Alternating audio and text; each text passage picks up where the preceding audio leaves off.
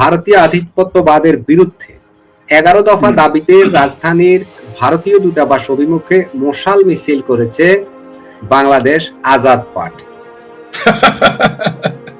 এবং এই আজাদ পার্টি তারা ভারতের স্বরাষ্ট্রমন্ত্রী অমিত শাহের পুষ্পতলিকা দাহ করেছে। যদিও ওই মশাল মিছিলটাকে মিরপুর 1 নম্বরেই থামিয়ে দিয়েছিল আইন শৃঙ্খলা বাহিনী, সেখানে তারা অমিত শাহের পুষ্পতলিকা দাহ করেছে।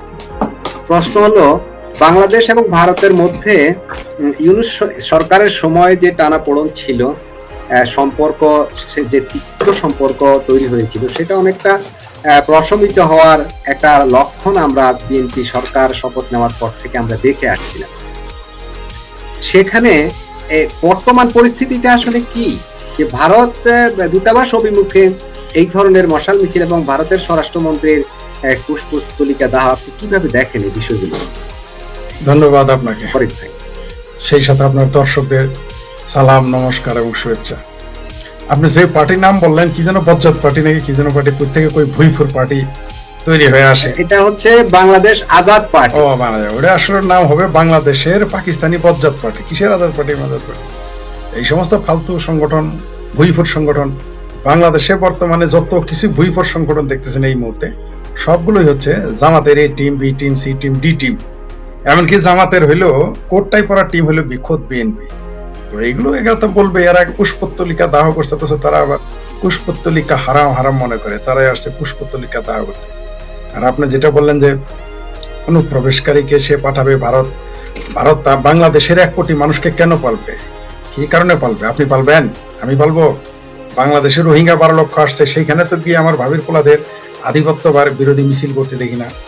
সেইখানে তো আমরা তো ভারত অভিমুখে আধিপত্যবাদী মিছিল করতে শুনলাম না কোনোদিন, যে বার্মার আধিপত্যবাদী মিছিলের নেতৃত্ব দিচ্ছে চামড়া নাইপির। বরং আমরা উল্টা দেখেছি যে রোহিঙ্গাদের স্বাগত জানিয়েছে তখন আওয়ামী লীগ, বিএনপি, জাতীয় পার্টি, জামাত, হেফাজত, চামড়া নাইপির, চামড়া সারাপির, এমনকি আমার সাথের সংগঠন হলো গণজাগরণ মঞ্চ, আমরা সবাই ওয়েলকাম জানিয়েছি তখন। তো বাংলাদেশ কেন তার নিজের নাগরিক আনতে এত তাল বাহানা করতেছে, যখন সেই দেশের, যখন ভারতের স্বরাষ্ট্রমন্ত্রী বলতেছে যে তোমরা তোমাদের লোকজন ফেরত নাও? বরং আমাদের তো কপাল ভালো, এদের মাজায় দড়ি বাইধে এদের জেলখানায় ঢুকে নেই, এদের স্বাভাবিকভাবে ফেরত দিতে চাচ্ছে। তাহলে এখন কেন এরকম এই বাটপাড়িটা করতেছে বাংলাদেশের জনগণ? মানে বাটপাড়ির একটা সীমা থাকার কথা। আপনি রোহিঙ্গাদের নিতেছেন, আপনি অন্য দেশের নাগরিক নিতেছেন, এমনকি এদের 1 লক্ষ পাসপোর্ট দিয়েছেন। আপনি 1 লক্ষ রোহিঙ্গার পাসপোর্ট দিয়েছে এই ইউনূস সরকার, যেটা এই সরকার রদ করেনি। আপনি ভিন দেশি নাগরিক, ভিন ভাষার নাগরিক, তাদের আপনি নাগরিকত্ব দিলেন, দেশে থাকতে দিলেন, কি লজিকে যে তারা মুসলমান। আর আপনার দেশের নাগরিক মুসলমান, তাদেরকে ফেরত দিবে ভারত, আপনি তাদের নিতে চান না। এটা তো একটা মহা বাটপাড়ি। মানে ইসলামের সাথে একটা বাটপাড়ি, মুসলমান নামের সাথে বাটপাড়ি, বাংলাদেশের সাথে বাটপাড়ি, আইনের সাথেও বাটপাড়ি, নিয়মের সাথেও বাটপাড়ি। আবার দেখি কোনো সাধু সন্ন্যাসী, তারপর চিঙ্কুপাম মিঙ্কুপাম আইন বিশারদ মানবাধিকার সংস্থার লোকেরা বলে যে এদের আইন মেনে, আন্তর্জাতিক আইন মেনে এদেরকে পাঠাতে হবে। এরা যখন গিয়েছিল, কোন দেশের আইন মেনে গেছে? এরা যখন গিয়েছিল, কোন আন্তর্জাতিক আইন মেনে গিয়েছিল ভারতে কাজের বুয়া হিসেবে কাজ করতে, অথবা ভারতে দিনমজুরগিরি করতে? মানে বদমাইশি, ভণ্ডামির একটা সীমা থাকা উচিত। প্রতি মুহূর্তে বলতেছে, এরা সাক্ষাৎকার দিতেছে, আমার বাড়ি খুলনা, তার বাড়ি চিটাগাং, অমুকের বাড়ি রাজশাহী, অমুকের বাড়ি ময়মনসিংহ, অমুকের বাড়ি জামালপুর, অমুকের বাড়ি কুমিল্লা, অমুকের বাড়ি কুষ্টিয়া থেকে চলে গেছে কেরালা, বলতেছে তারা আপনি তাদের নিতেছেন না। এটা কোন ধরনের বাটপাড়ি? এমনকি পত্রিকায় আসতেছে, যারা সকালবেলা লেখেন এরা বাংলাদেশি, বিকেলে আবার লেখেন আহা মানবাধিকার নষ্ট হয়ে। এগুলো তো ফাত্রামি, এই সমস্ত জাতীয় ফাত্রামি। আমি বললাম তো, আমি বারবার বলে আসছি যে আমাদের বাপ দাদা এবং বাংলাদেশের মুসলমানদের 14 গোষ্ঠীর কপাল ভালো যে ভারতের মতো একটা নিরীহ শক্তিশালী প্রতিবেশী পেয়েছি আমরা। তা না হলে বাংলাদেশের কপালে বহু আগে শনি, রবি, সোম, মঙ্গল একবার লেগে যেত। আমাদের ভাগ্য ভালো, মুসলমানদের, বাংলাদেশের মুসলমানদের ভাগ্য ভালো যে বার্মার মতো একটা স্টেট, মানে ভারত বার্মার মতো না, ভারত পাকিস্তানের মতো না, ভারত ইরানের মতো না, ভারত আফগানিস্তানের মতো না। তা না হলে এতক্ষণ আমাদের বাংলাদেশের অস্তিত্বই থাকতো না। আমি আবার বলতেছি, আমাদের বাপ দাদা 14 গোষ্ঠীর কপাল ভালো, বাংলাদেশের মুসলমানদের কপাল ভালো যে এত তাল বাহানা, এত খামসা করার পরে, এত চুলকানির পরেও ভারত আমাদের বিরুদ্ধে কোনো সামরিক পদক্ষেপ গ্রহণ করে না। আপনি জেনেছেন এই যে যারা এখানে মিটিং মিছিল, এরা কারা?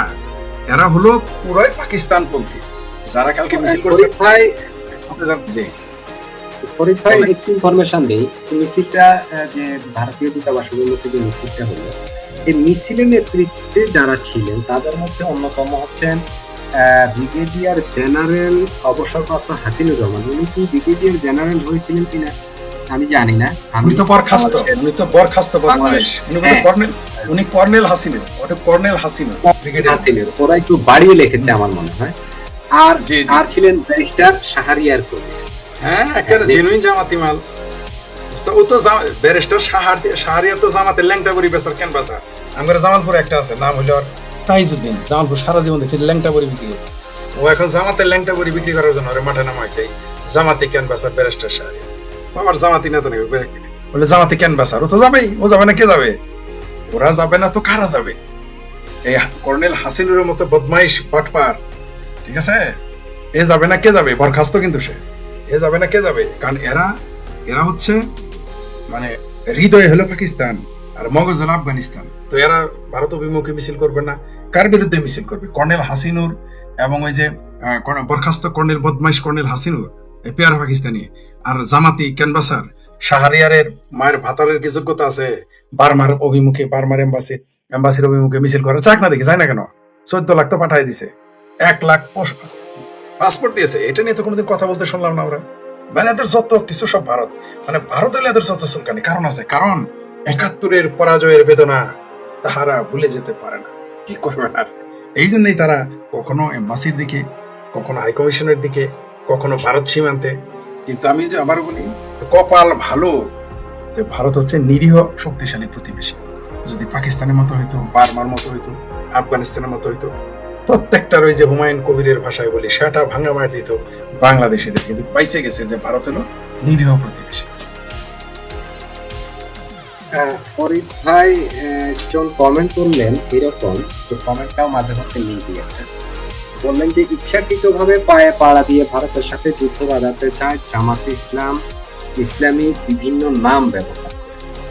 সঠিক যিনি লিখেছেন সঠিক লিখেছেন, যিনি লিখেছেন এটা সঠিক লিখেছেন। জামাত চাচ্ছে যে একটা যুদ্ধ বদলে তারা প্রমাণ করবে, এই যে দেখো, এই যে দেখো, তারা 71-এর প্রতিশোধ নিতে চায়, পরাজয়ের প্রতিশোধ নিতে চায় পাকিস্তানের পক্ষে। কিন্তু জানে না আবার তারা পরাজিত হবে। এইবার যে পরাজিত হবে চরম ভাবে।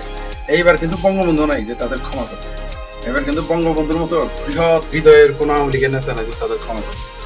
অস্তিত্ব এদের এইবার জামাতিদের অস্তিত্ব বিলীন হয়ে যাবে ভারতের সাথে যুদ্ধ লাগার সাথে সাথে। আমরা জানি এই দেশের যাত্রাবাড়ির মাদ্রাসা, সাভারের মাদ্রাসা আর মিরপুরের মাদ্রাসারা পোলাপন্ধে যদি স্বপ্ন দেখে ভারত দখল করবে, তাহলে তো হইতই। দুনিয়াটা যদি মাদ্রাসা দিয়ে কি করা যায়, ওই অঞ্চলের সাম্প্রদায়িকতা নষ্ট করা যায়, ওই অঞ্চলের সভ্যতা সংস্কৃতি নষ্ট করা যায়, যুদ্ধে আপনি জিততে পারবেন না। এত সহজ না। ফরিদ ভাই, পরিস্থিতিটা এমন যে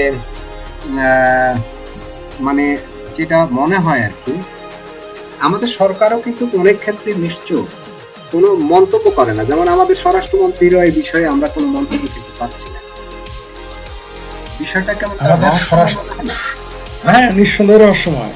মানে জামাতের সাথে তাদের সম্পর্ক হইলো দোস্তি না ঝুটে, দুশ্মনী না টুটে, এরকম একটা ভাব নিয়েছে। এগুলো তো আমরা বুঝি। এমন তো হতে পারে যে সরকারি বলছে তোমরা এগুলো মিছিল করো, সরকার চাইনাতে যাইতেছে, চাইনাতে যাওয়ার আগে একটু চাইনাকে বুঝাইলো এই যে দেখো আমাদের বাংলাদেশে কত ভারত বিরোধী মানুষ, এটা বুঝাইতে পারে। আর ভারত বিরোধী তো অবশ্যই বাংলাদেশে আছে, কোনো সন্দেহ নেই। বাংলাদেশে ইসরায়েল আর ভারত বিরোধী মানুষের গিজ গিজ করে, কোনো সন্দেহ নেই। এমনকি আওয়ামী লীগের ভিতরেও রয়েছে ভারত বিরোধী মানুষ, আওয়ামী লীগের ভিতরেই রয়েছে আওয়ামী লীগের মূলনীতি বিরোধী মানুষ। তো এখানে তো ভারত বিরোধী প্রচুর মানুষ রয়েছে, কোনো সন্দেহ নেই। ভারত বিরোধী এরা ভারত এরকম করবেই। আসলেই তো বঙ্গবন্ধু একটা জাতিকে স্বাধীনতা দিয়েছিলেন যারা আসলে স্বাধীনতা মনে হয় চাইতো না। যদি চাইতো স্বাধীনতা, তাহলে এত মুক্তিযুদ্ধ বিরোধী মানুষ কিভাবে থাকে, 71 বিরোধী কিভাবে মানুষ পয়দা হয়? অনেকেই বলবে যে আজকের তরুণরা আমরা শিখাইতে পারি। তরুণরা জামাত ইসলামের শিক্ষাটা কে দিল? ওই শিক্ষা কেন নিল তারা?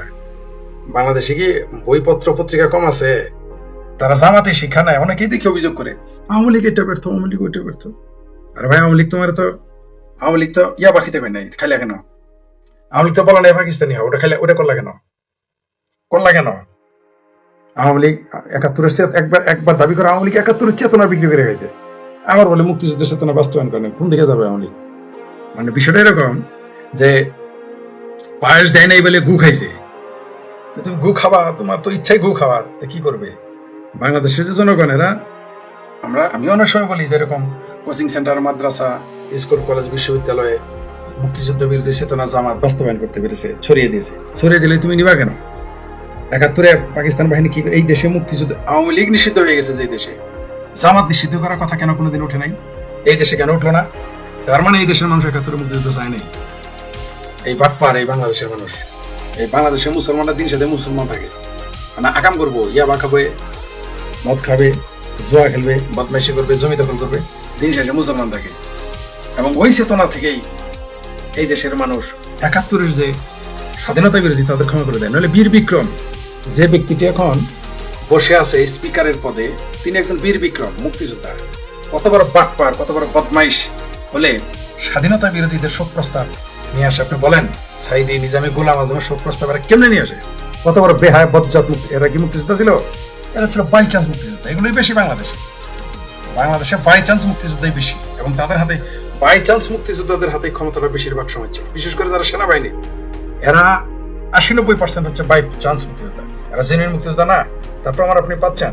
মেথর আক্তার যেমন চলে গেছে জামাতে, কর্নেল অলি যায়, তার বয়ানের সাথে জামাতের বয়ানে কোনো পার্থক্য আছে? ওই যে আরেক কর্নেল যে হাসিনুরের কথা বলেন, আরেক বাটপা, এও কিন্তু খেতাবপ্রাপ্ত মুক্তিযোদ্ধা, কিন্তু আর ভাষণ দেখছেন, আর কথাবার্তা দেখেছেন, টোটালি মুক্তিযুদ্ধ। এগুলো বাই চান্স মুক্তিযোদ্ধা। রাওয়া নাকি সওয়া ক্লাব থেকে মিছিল হয়, ৫ই আগস্টে হয়েছে। এখন ওই যে বজ্জাত, বাংলাদেশ বজ্জাত পার্টি নাকি বজ্জাত পার্টি বলেন, এগুলো মিছিল ওই সওয়া ক্লাবের লোকেরাই, রাওয়া ক্লাবের লোকেরাই গিয়ে ওইখানে রিটায়ার্ড আর্মিরা ওইখানে মিটিং করতেছে। এই দেশের মোল্লা আর মিলিটারি কোনোদিন এই দেশে মুক্তিযুদ্ধ চায়নি। বারবার আমি বলি, এই দেশের মোল্লা তো মুক্তিযুদ্ধ চাই নাই, এতে তো কোনো সন্দেহ নেই। এই দেশের কোনো মসজিদ মাদ্রাসা আমাকে একটা দেখাইতে পারবেন বাংলাদেশে একটা মসজিদ মাদ্রাসা প্রকাশ্য বাংলাদেশে মুক্তিযুদ্ধ পক্ষে ছিল? গোপনেও ছিল না, দেখাইতে পারবেন না, ছিল না। যেমন বাংলাদেশের কোনো মুসলিম কান্ট্রি, মুসলিম অধ্যুষিত দেশ একটাও বাংলাদেশের পক্ষে ছিল না। শুধু তাই না, আপনি ভারতে কি মুসলমানদের আমাদের পক্ষে মিছিল করতে দেখেছেন? শুনেছেন কোনোদিন? কোন ইতিহাসের বই দেখেছেন যে ভারতের মুসলমানেরা আমাদের পক্ষে ছিল? না, ছিল না, এখনো নেই। এটা একটা আমাদের জন্য দুর্ভাগ্য যে মুসলমানেরা তাদের নিজেদের মুক্তিযুদ্ধের ব্যাপারে তারা বিপরীত দিকে অবস্থান। আপনি চিন্তা করতে পারেন যে পাকিস্তান আমাদের কি ভয়ঙ্কর ক্ষতি করলো, তারপরেও ৩০ লক্ষ মানুষ হত্যা করলো, অগণিত নারী ধর্ষণ করলো। আবার ওই যে জামাতি ক্যানভাসার তো বলেই দিয়েছে যে বাংলাদেশে নাকি ধর্ষণ করেছে ইয়েরা, ভারতীয় বাহিনীরা। কয়েকদিন পরে বলবে যে ৩০ লক্ষ হত্যা করেছে ভারতীয় বাহিনী, এটা বলবে এরা।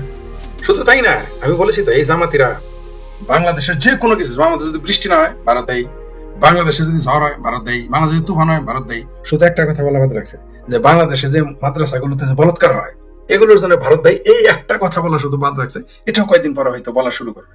যদি মনে করেন আপনি কোনোভাবে চাপ দেন, মানে জাতীয় বা আন্তর্জাতিক ভাবে চাপ পড়ে যে মাদ্রাসায় বলাৎকার হচ্ছে, এগুলো বন্ধ করা বা এগুলো নজরদারিতে আনো, তখনই দেখবেন বলে ফেলবে এটা ভারতীয় ষড়যন্ত্র।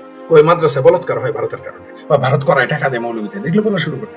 এদের পক্ষে সবই সম্ভব। আপনি দেখেন না, বেহায়া, বেলাজ, ওই খেলাফতি, এই যে ৫০১ নম্বর মৌলবী, নবীর আসলে পর্যায়ে হয়ে গেছে, তার জন্য মিছিল হয়। কত বড় পাটপার, কত বড় মিথ্যক, কত বড় ধোঁকাবাজ আপনি দেখতেছেন না? এই পাটপারটা এখন কত লম্বা লম্বা করে ফিরিস্তি দেয়, আর তার পক্ষে মিছিল হয়। লম্পটের পক্ষে আজকাল মিছিল হয়। শুধু খেলাফত না, জামাতেরাও দেখেছেন যে তাদের যখন ছাত্র শিবির নষ্টামি করে, বদামি করে ধরা পড়ে, তখন আল্লাহ, রসুল এবং নবীদের সাহাবীদের নিয়ে আসে, এরাও এগুলা করতো। এরা এরকম বদমাইশ। তো এরা ওদের কথা বাদ দিলাম, আমরা স্বাধীনতা বিরোধী। বাংলাদেশের আমার দেশ দৈনিক পত্র আজ একটি প্রতিবেদন ছেপেছে। তার শিরোনামটা হচ্ছে হাসিনার চুক্তি নিয়ে বিপাকে সরকার। বক্তব্য বিষয়, সীমান্তে ভারতের কাঁটাতারের বেড়া দেয়া, 1975-এর চুক্তি অনুযায়ী শূন্য রেখা থেকে 150 গজ জায়গা ছেড়ে ভারত সব জায়গাতে দিচ্ছে না বেড়া, এই বিষয়টা বাংলাদেশের আপত্তি গ্রাহ্য করছে না ভারত। কারণ দেখাচ্ছে 2010-এ হাসিনার সঙ্গে করা একটা চুক্তি অনুযায়ী, এবং 1975-এর চুক্তি খুব ভালো, তবে তার জন্য বঙ্গবন্ধুর নামে সুখ্যাতির একটা শব্দ নেই। আর হাসিনার চুক্তি পছন্দ নয়, সুতরাং হাসিনার চুক্তি খারাপ। যতবার হাসিনার নাম করা হয়েছে ওই আমার দেশ পত্রিকার রিপোর্টে, ততবার তার আগে যোগ করা হয়েছে একটা বিশেষণ ফ্যাসিস্ট। অবশ্য ফ্যাসিস্ট শব্দটা এখন বাংলাদেশে খুবই পরিচিত এবং বহু ব্যবহৃত। বাচ্চাদের মধ্যে ঝগড়া হলেও নাকি একজন আরেকজনকে আজকাল ফ্যাসিস্ট বলে গালাগাল দেয়। স্বামী স্ত্রীর ঝগড়া হলে এ ওকে বলে ফ্যাসিস্ট, সে ওকে বলে ফ্যাসিস্ট। এমনকি চোরের দলে মতের অমিল হলেও নাকি একজন চোর আরেকজনকে ফ্যাসিস্ট বলে আজকাল বাংলাদেশে। সুতরাং শেখ হাসিনা ফ্যাসিস্ট হবেন এটা নতুন কোনো কথা নয়। আর আমার দেশ পত্রিকার নারীর যোগ যখন জামাত আর পাকিস্তানের সঙ্গে তার জন্মলগ্নে যখন ভারত বিরোধিতা, তখন হাসিনা ফ্যাসিস্ট কেন, আর মোহাম্মদ ইউনূস ফ্যাসিস্ট নয় কেন, কিংবা ভারতের সঙ্গে হাসিনার চুক্তি দেশের স্বার্থ বিসর্জন দিয়ে, আর আমেরিকার সঙ্গে ইউনূসের গোপন চুক্তি দেশের স্বার্থে, এসব নিয়ে প্রশ্ন তোলার, কেন দেশের স্বার্থে সেই চুক্তি, এসব নিয়ে প্রশ্ন তোলার কোনো মানে হয় না। সুতরাং আসা যাক কাঁটাতার 3 বিঘা 2 দেশের সীমান্ত চুক্তির প্রসঙ্গে, যে বিষয় নিয়ে এই প্রতিবেদন। একটা উদাহরণ দিয়ে শুরু করি। একটা উদাহরণ মানে জিনিসটা বোঝাতে, ধরুন আপনার পাশের বাড়ির প্রতিবেশী একদিন তার সীমানা ঘেঁষে বেড়া দিয়ে দিল। আপনি বললেন এটা তো নিয়মের বাইরে, কেন দিয়েছ এরকম? সে বলল আমি তো আমার জমিতে বেড়া দিচ্ছি, নিয়মের বাইরে হতে যাবে কেন? আপনি বললেন তোমার আর আমার ঠাকুরদা একসঙ্গে পাশাপাশি থাকবেন বলে জমি কিনেছিলেন, তার জন্য পরে একটা চুক্তিও করেছিলেন দুজনে, সেখানে লেখা ছিল সীমানা ঘেঁষে বেড়া দেয়া যাবে না, বেড়া দিতে হলে তুমি 5 হাত ছাড়বে, আমি 5 হাত ছাড়বো, তারপর দেবে বেড়া, মানে 10 হাত ছাড়া। বেড়া দিতে পারো, কিন্তু পাকা পাঁচিল কখনোই তোলা যাবে না, মানে পাকা কনস্ট্রাকশন যেটাকে বলে পার্মানেন্ট কনস্ট্রাকশন, সেটা যাবে না। তাতে মনে হবে কি? মনে হবে আমরা আর বন্ধু নয়, শত্রু হয়ে গেছি। কিন্তু আমরা তো বন্ধু। এই মাঝখানে 10 হাত খালি জায়গায় 2 পরিবারের বাচ্চারা খেলা করবে, মেয়ে বউরা শীতের দুপুরে রোদে পিঠাসান দিয়ে গল্পগুজব করবে, এক জায়গায় বসে বড়ি দেবে, আচার শুকোবে রোদ্দুরে, তাই না? সে বলল, তখন ওরা বললো ঠাকুরদার আমল চলে গেছে, মাঝখানের ওই খালি 10 হাত জায়গা নিয়ে তোমার ছেলেরা যা শুরু করেছে এখন, ওখানে যত রাজ্যের বকাটে ছোকরাদের নিয়ে গাঁজা ভাঙ খায়, বদমাইশি করে। না বাপু, আমি পাঁচিল তুলবো আমার জায়গায়, তুমি বলতে আসবে কেন, আর আমি শুনবই বা কানে। ঠাকুরদারা বন্ধু ছিল, আমাদের মধ্যে তো আর সেই বন্ধুত্ব নেই। এই ঘটনাটাই এখন হচ্ছে বাংলাদেশ আর ভারতের সীমান্তে। আসল ঘটনায় অবশ্য বেড়াটা কাঁটাতারের। আর বিবাদটা শুধু দুটো দেশের নয়, এতে জড়িয়ে আছে দশকের পর দশকের চুক্তি, ষড়যন্ত্র, প্রতিশ্রুতি ভঙ্গ আর রাজনীতির এক জটিল জাল। আজ আমরা এই পুরো ছবিটা একসঙ্গে দেখব। প্রথমে দেখি সীমান্তের মূল সমস্যা কোথায়। বাংলাদেশ আর ভারতের মধ্যে সীমান্তের দৈর্ঘ্য প্রায় 4097 কিলোমিটার। এটা পৃথিবীর 5ম দীর্ঘতম স্থল সীমান্ত। এই সীমান্তের বেশিরভাগ জায়গায় ইতিমধ্যে কাঁটাতারের বেড়া বসানো হয়ে গেছে, কিন্তু এখনও বাকি প্রায় 864 কিলোমিটার যেখানে বেড়া দেয়া হয়নি। 2025 সালের গোড়ার দিকে যখন ভারত সেই বাকি জায়গাগুলোতে বেড়া দেওয়া শুরু করলো, তখনই বাংলাদেশ সরকার আপত্তি তুলল। তারা বলল বেড়া দেয়া হচ্ছে শূন্য রেখায়, মানে একদম সীমান্তের উপরে 150 গজ খালি রেখে করা হচ্ছে না, এটা নিয়ম বিরোধী। 1974-75 সালের চুক্তিটা দেখো, কিন্তু মুজিবের সাথে ইন্দিরার চুক্তি দেখো, মুজিবের নামটা উচ্চারণ করছে না, কারণ তিনি ফ্যাসিস্টের বাবা এবং তিনি আবার পাকিস্তানের শত্রু। যাই হোক, ভারত বলল আমরা চুক্তি মেনেই তো ওই বেড়া দিচ্ছি। 2010-11 সালের চুক্তিটা দেখো, 2015 সালের চুক্তিটা দেখো। তখন প্রশ্ন উঠল কোন চুক্তি, কবে হয়েছিল, কি আছে সেই চুক্তিতে, সেটা বোঝার জন্য আমাদের একটু পেছনে যেতে হবে। চলুন পেছনে যাই। প্রথমে 1975 সালের চুক্তি নির্দেশিকা, সেটায় যাই। 1975 সাল, বাংলাদেশ সদ্য স্বাধীন হয়েছে। সীমান্ত ব্যবস্থাপনা নিয়ে 2 দেশের সীমান্তরক্ষী বাহিনী, ভারতের বিএসএফ আর তৎকালীন বাংলাদেশ রাইফেলস, বিডিআর ছিল তখন, মিলে একটা যৌথ নির্দেশিকা তৈরি করলো। সেই নির্দেশিকায় একটা কথা খুব স্পষ্ট করে বলা হলো যে শূন্যরেখার দুদিক মিলিয়ে 300 গজের মধ্যে, অর্থাৎ প্রতিটি দেশের দিকে 150 গজের ভেতরে কোনো প্রতিরক্ষামূলক কাঠামো বানানো যাবে না। কাঁটাতারের বেড়া তো দেয়া যাবেই না। যদি আগে থেকে কিছু থাকে তাহলে সেটাও ভাঙতে হবে। কারণটা সহজ, আমরা বন্ধু দেশ, একজন আরেকজনের সঙ্গে হাতে হাত মিলিয়ে এই দেশটা জন্ম হয়েছে, দেশটাকে স্বাধীন করেছে। সীমান্তের কাছাকাছি কাঠামো তৈরি হলে উত্তেজনা বাড়ে, সন্দেহ বাড়ে, শত্রুতা বাড়ে, মানুষের জীবন বিপন্ন হয়, দুই দেশের সম্পর্ক খারাপ হয়। কিন্তু আমরা তো সম্পর্ক খারাপ করব না, আমরা তো বন্ধু। এই নির্দেশিকাটাকেই বলা হয় 1975-এর যৌথ সীমান্ত নির্দেশিকা। বাংলাদেশ বহুবার এই নির্দেশিকার কথা মনে করিয়ে দিয়েছে ভারতকে। 2005 সালেও যখন ভারত সীমান্তে বেড়া দেওয়া শুরু করছিল, তখন বাংলাদেশ সরাসরি বলে দিয়েছিল 150 গজের মধ্যে আমরা কিছু হতে দেব না, ফেন্সিংয়ের তার কেটে নেব, ভেঙে দেবো। কিন্তু 1975-এর পরেও আছে আবার কিছু চুক্তি। ওই যে গল্পটা বললাম প্রথমে, ঠাকুরদারা চলে গেছে, এইসব চুক্তি পরবর্তী প্রজন্মের 2010-11, 2014-15 যেগুলোকে বাংলাদেশের বর্তমান সরকার বলছে অসম চুক্তি। অসম চুক্তি কারণ এসব চুক্তি হচ্ছে হাসিনা আমলের, একটা নয় 4-4টে চুক্তি। কেন এই চুক্তি করার দরকার পড়েছিল সেসব এইবার তাহলে একটু বলি। শেখ হাসিনা যখন 2009 সালে ক্ষমতায় আসেন, তখন ভারত বাংলাদেশ সম্পর্ক একটা নতুন অধ্যায়ে ঢোকে। দিল্লি চাইছিল ঢাকার সঙ্গে সুসম্পর্ক বজায় রাখতে। মাঝখানে জিয়াউর রহমানের আমলে বিএনপি জামাত জোট সরকারের আমলে দুদেশের সম্পর্ক খুব খারাপ হয়েছিল। সেই 10 ট্রাক অস্ত্রের গল্প আছে না, ইত্যাদি। তাছাড়া নর্থ ইস্টের যারা সেখানে সন্ত্রাসী, তারা বাংলাদেশে বহাল তবিয়তে থাকছিল, তাদের ছেলেমেয়েরা ঢাকায় স্কুলে পড়াশুনো করছিল। শেখ হাসিনা এসে এবং এর ফলে কি হয়েছিল, দুদেশের সম্পর্ক খুব খারাপ হয়েছিল।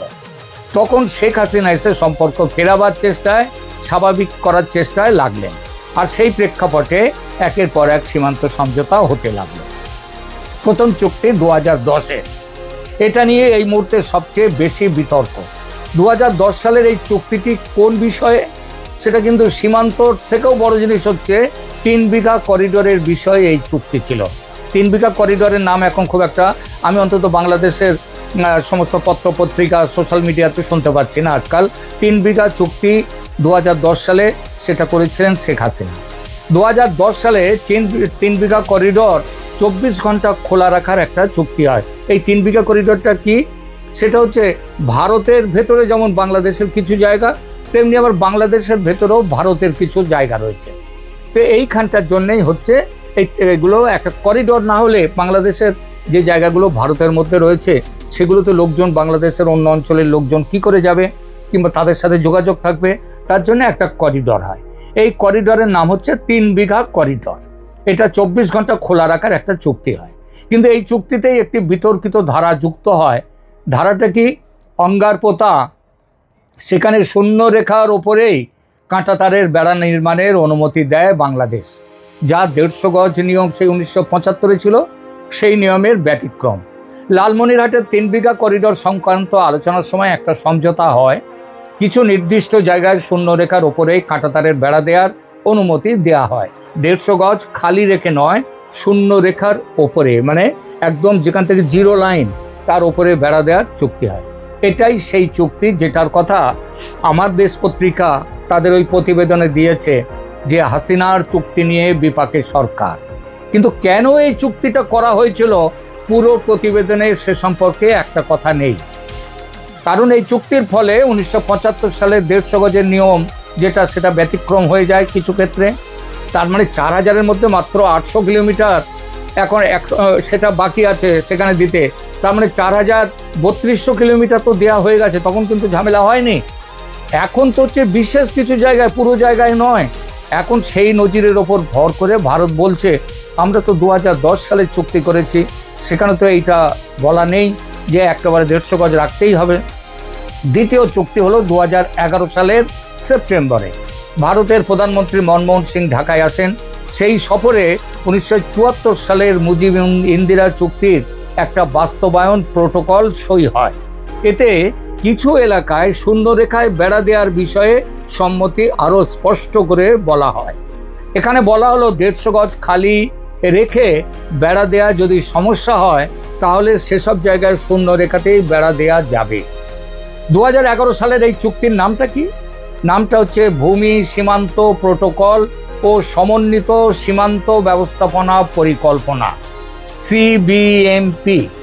2011 সালের 6 সেপ্টেম্বর মনমোহন সিং ও শেখ হাসিনার মধ্যে স্বাক্ষরিত এই প্রোটোকলে সুনির্দিষ্ট কিছু এলাকায় শূন্যরেখায় বেড়া দেওয়ার বিষয়ে দুপক্ষ একমত হয়, বিশেষত ডাউকি, তামাবিল এইসব এলাকায়। এরপর 2014-15 সালে আরও একটা চুক্তি হয়। এই পর্যায়ের সবচেয়ে গুরুত্বপূর্ণ ঘটনা ছিল 1974 সালের অসম্পূর্ণ মুজিব ইন্দিরা চুক্তির চূড়ান্ত বাস্তবায়ন। ভারতের সংসদে পাশ করা হয় এই প্রস্তাব 2015 সালে। 6 মে রাজ্যসভায় আর 7 মে লোকসভায় এই ভোট হয়। সেখানে একবারে বিপুল ভোটে 331 ভোটে সংশোধনী পাস হয়। এটা ছিল ভারতের সাংবিধানিক বাধ্যবাধকতা। কারণটা কি?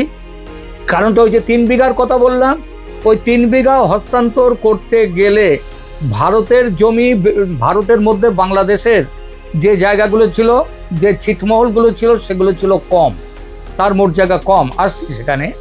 আর ভারতের যে জায়গাগুলো বাংলাদেশের ছিটমহল ছিল বাংলাদেশের ভেতরে, তাদের আয়তনটা বেশি।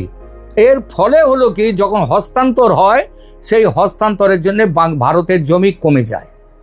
তো ভারতের সংবিধানে আছে যে এখানকার যে জমি রয়েছে, এদের ভূমি, তার থেকে যদি অন্য কোনো দেশকে দিতে গেলে কিংবা তাদের সাথে চুক্তি হতে গেলে তার জন্য একটা সংসদের পাস করা চাই।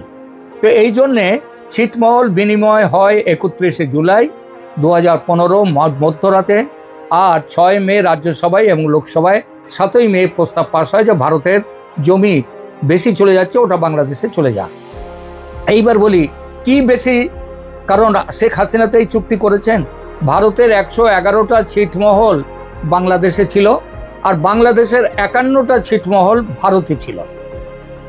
এইটা মানে বাংলাদেশের এটা ছিল জমির হিসেবে। বাংলাদেশ যখন ওর জায়গাটা নিয়ে নিল, অর্থাৎ বাংলাদেশের ভেতরে ভারতের ছিটমহলটা বাংলাদেশ নিয়ে নিল, আর ভারতের ভেতরে বাংলাদেশের ছিটমহলগুলো ভারত নিয়ে নিল। এর ফলে জমির হিসেবে বাংলাদেশ প্রায় 10,050 একর জমি বেশি পেয়ে গেল, যা আগের আলোচনায় আমি উল্লেখ করেছি। যদি বাংলাদেশ কম জমি পেত আর ভারত যদি বেশি জমি পেত, তাহলে আর দেখতে হতো না, হাসিনা আরও 10 গুণ বড় ফ্যাসিস্ট হয়ে যেতেন, আর ভারত আরও 10 গুণ বেশি প্রভুত্ববাদী হয়ে যেত। ভুল বললাম কি প্রিয় দর্শক? এই বিষয়টাও কমেন্ট করে জানাবো। তার মানে ছিটমহলের যে লেনদেন হলো, বিনিময় হলো, তার ফলে জমির পরিমাণ 10,000 একর বেড়ে গেল বাংলাদেশে। বাংলাদেশের আয়তন 10,000 একর বেড়ে গেল।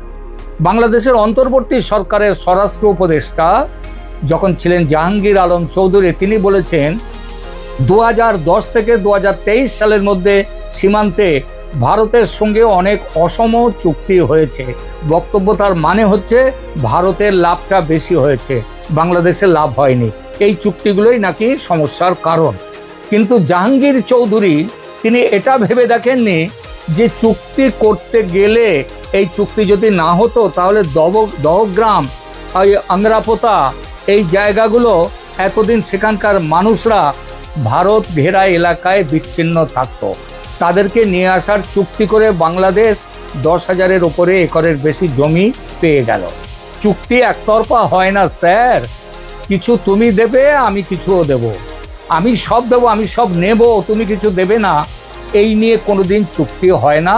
আর এটা চুক্তি হয় না। সুতরাং অসম চুক্তি বলার আগে একটু ভালো করে ভেবে দেখুন আপনি কি পেয়েছেন আর আপনি কি দিয়েছেন। দুই দেশের সীমান্ত সমস্যার কথা বলতে গেলে ওই যে দহগ্রাম, আংরাপোতার কথা বললাম, তো এই প্রসঙ্গে বলি 3 বিঘা করিডোরের কথা আমরা সবাই শুনেছি বহুকাল ধরে, কিন্তু এগুলো জানি না যে 3 বিঘা করিডোর জিনিসটা কি। ভারতের মধ্যে দহগ্রাম এবং আংরাপোতা যে বাংলাদেশের, সেই জায়গাটা, তাদের ওই জায়গাগুলোর ওই 51টা জায়গা, তার চারদিকে হচ্ছে ভারত। ফলে সেখানকার লোকজনের যদি বেরোবার দরকার হতো তাহলে বেরোতে পারতো না, ভারতের ওপর দিয়ে যেতে হতো। 1974 সালের 16ই মে ইন্দিরা গান্ধী আর শেখ মুজিবুর রহমান তাই একটা ঐতিহাসিক চুক্তি সই করলেন, যার নাম মুজিব ইন্দিরা চুক্তি বা ল্যান্ড বাউন্ডারি এগ্রিমেন্ট, LBA। এই চুক্তির 1.14 নম্বর ধারায় একটা বিশেষ বিনিময়ের কথা বলা হলো। বাংলাদেশ ভারতকে দেবে তার অংশ মানে দক্ষিণ বেরুবাড়ি কোচবিহার জেলার একটি এলাকা, যার আয়তন প্রায় 7.39 বর্গ কিলোমিটার। আর বিনিময়ে ভারত বাংলাদেশকে দেবে 3 বিঘা করিডর, যার মাত্র 178 মিটার লম্বা আর 85 মিটার চওড়া। সেই একটা ভূমির স্ট্রিপ, এটা পাটগ্রামে। এই স্ট্রিপটা এত গুরুত্বপূর্ণ কেন? কারণ বাংলাদেশের লালমনিরহাটের দহগ্রাম, আংরাপোতা, ছিটমহল, যেটা সম্পূর্ণভাবে ভারতীয় ভূখণ্ড দিয়ে ঘেরা, সেই ছিটমহলের সঙ্গে বাংলাদেশের মূল ভূখণ্ডের একমাত্র সংযোগ এই করিডরটা। এই করিডর না থাকলে দহগ্রামের মানুষ পুরোপুরি বিচ্ছিন্ন। বাংলাদেশ চুক্তির শর্ত মেনে দক্ষিণ বেরুবাড়ি ভারতকে বুঝিয়ে দিল, কিন্তু ভারত সঙ্গে সঙ্গে 3 বিঘা দিতে পারলো না পারার কারণ ওই যে বললাম একটু আগে, সাংবিধানিক জটিলতা। ভারতের সংবিধান অনুযায়ী ভারতীয় ভূখণ্ড অন্য কোনো দেশকে দিতে হলে সংসদের উভয় কক্ষে 2/3 সংখ্যাগরিষ্ঠতায় সাংবিধানিক সংশোধনী পাশ করতে হয়। আর রাজনৈতিক পরিস্থিতি এতটাই বিরূপ ছিল যে সেটা সম্ভব হচ্ছিল না। কারণটা স্পষ্ট, দক্ষিণ বেরুবাড়ির অধিকাংশ মানুষ হিন্দু, তারা ভারতে থাকতে চেয়েছিলেন, কিন্তু চুক্তি মেনে তাদের বাংলাদেশের অধীনে চলে যাওয়ার কথা ছিল। এই মানুষগুলো আন্দোলন করেছেন, সংসদে লবি করেছেন, আর কোনো সরকার এর রাজনৈতিক মূল্য তারা বুঝছিল, তারা রাজনৈতিক মূল্য হারাতে রাজি ছিল না। ফলে 18 বছর কেটে গেল, 3 বিঘা মেলেনি। 1992 সালে কিছুটা সমাধান হলো, কিন্তু অর্ধেক। এই করিডোরটা বাংলাদেশকে চিরস্থায়ী ইজারায় দেয়া হলো, মানে বাংলাদেশ ব্যবহার করতে পারবে, কিন্তু মালিকানা থাকবে জায়গাটার ভারতের। আর সেই করিডোর খোলা থাকতো কতক্ষণ? দিনের আলো যতক্ষণ, তারপর বন্ধ। ফলে দহগ্রামের মানুষ রাত হলে বাইরে বেরোতে পারত না, অসুস্থ হলে হাসপাতাল নেই, থানা নেই, পৃথিবীর সঙ্গে যোগাযোগ নেই। 2011 সালে শেখ হাসিনার সরকার এবং মনমোহন সিংয়ের সরকার মিলে করিডোরটা 24 ঘন্টা খোলা রাখার চুক্তি করে। 19 অক্টোবর 2011 শেখ হাসিনা নিজে দহগ্রাম গিয়ে সেই করিডোরের উদ্বোধন করেন। সেদিন দহগ্রামের মানুষের আনন্দের সীমা ছিল না। আজ অবশ্য তারা ভুলে গেছে, রাজনৈতিক নেতারা সেদিনে সেই আনন্দ ভুলিয়ে দিয়েছে। কিন্তু গল্প তো শেষ হলো না, শেষ হলো আরও বছর, প্রায় 3-4 বছর পরে। শেখ হাসিনা ও নরেন্দ্র মোদীর মধ্যে একটা চুক্তি এই সমস্যা একেবারে মিটিয়ে দিল। ছিটমহল বিনিময় হলো এবং বাংলাদেশের প্রাপ্তি, আগেই বলেছি, এই প্রাপ্তিটা প্রায় 10,000 একর জমি বেশি পেয়েছে বাংলাদেশ। দেখুন, ফ্যাসিস্ট হাসিনা লাভ করলেন নাকি বাংলাদেশের ক্ষতি করলেন? দর্শক, আপনি একটু বিচার করবেন। 2015 সালে ঘটল সেই ঘটনা, যেটার জন্য দুই দেশ 41 বছর অপেক্ষা করেছে। 7ই মে 2015 ভারতের লোকসভা, আগে বললাম ওই 331 ভোটে পাশ করে দিল ভূমি সীমান্ত চুক্তির সংশোধনী। এরপর রাজ্যসভাও পাশ করলো সেই বিল। 1974 সালের মুজিব ইন্দিরা চুক্তি অবশেষে বাস্তবে কার্যকর হলো 31 জুলাই 2015 মধ্যরাতে। সেদিন বাংলাদেশ আর ভারত মিলে 162টা, 111টা ছিল বাংলাদেশের ছিটমহল ভারতের মধ্যে, তার আয়তন কম, আর ভারতের ছিল 51টা ছিটমহল বাংলাদেশের ভেতরে, তার আয়তন বেশি। এর যখন বিনিময় হলো 10,000 একর জায়গা বেশি পেয়ে গেল বাংলাদেশ। এটা পৃথিবীর ইতিহাসে অন্যতম বৃহত্তম ছিটমহল বিনিময়। হিসেবটা তাহলে বুঝে গেলেন তো হিসাবটা? বাংলাদেশ তাহলে জমির পরিমাণে বাংলাদেশ পেল 17,160 একর, আর ভারত পেল 7,100 একর, মানে 10,060 একর জমি ভারতের, 10,050 একর 60 একর জমি বেশি পেল বাংলাদেশ। এটাই সেই কারণ, যে কারণে ভারতের সংসদে এই চুক্তি পাস করাতে এত সময় লেগেছিল। কিন্তু সমাধান আজকে আর ওই 3 বিঘা করিডোরের সমস্যা নেই। সীমান্তের খোলনলচের গল্পটা তাহলে পেলেন। তাহলে বর্তমান বিরোধ এবং সেই বিরোধ কারা তৈরি করছে সেটা আপনি বিচার করুন। ভারত এখন সেই 864 কিলোমিটার বাকি সীমান্তে বেড়া দেওয়া শুরু করেছে, আর সেই বেড়া অনেক জায়গায় শূন্যরেখার উপরে বা খুব কাছে দেয়া হচ্ছে। এটা তো ওই 2010-11 এই সব চুক্তিতে তো সেগুলো মেনে নেওয়া হয়েছে। বাংলাদেশ বলছে এটা 1975 সালের নির্দেশের লঙ্ঘন। ভারত বলছে না, আমরা হাসিনার সঙ্গে যে চুক্তি করেছিলাম সেটা মেনেই করেছি এবং সেটা মেনেই এখন বেড়া দিচ্ছি। আর এখানেই আসল রাজনৈতিক প্রশ্ন। বাংলাদেশের অন্তর্বর্তী সরকার এই চুক্তিগুলোকে অসম বলছে, তারা চাইছে এগুলো বাতিল হোক। তার মানে ভারত চুক্তি বিরোধী কাজ করছে, কথা তারা বলছে না। তারা চাইছে বাতিল হোক চুক্তি, তাহলে কি বাতিল হবে? চুক্তি বাতিল হলে ওই 3 বিঘা দহগ্রাম আংরাপোতা যে ছিটমহল বিনিময় সেগুলোও বাতিল করতে হবে, সেগুলোও বাতিল করতে হবে। কূটনৈতিক বাস্তবতা হলো দ্বিপাক্ষিক চুক্তি বাতিল করা ততটা সহজ নয় যতটা বক্তৃতায় দেয়া যায়। ভারত বলেছে আমরা সব প্রোটোকল মেনে চলছি, সুতরাং আমরা আমাদের জায়গায় শূন্য রেখার উপরেও যদি দিতে হয় আমরা দেব। প্রিয় দর্শক, শুনলেন চুক্তির কথা, শুনলেন সীমান্তে বেড়া দেয়া নিয়ে যে ঝামেলা চলছে তার কথা। এবার আপনি বলুন, হাসিনা আমলের চুক্তিগুলো নিয়ে প্রশ্নটা, যে এগুলো যে প্রশ্ন উঠছে এগুলো কি সত্যি অসম? এগুলো কি সত্যি বাংলাদেশের স্বার্থ বিরোধী, নাকি ভূ রাজনৈতিক বাস্তবতায় এটা এই রকম ছোটোখাটো আপোষ, এই আপোষ করতেই হয়?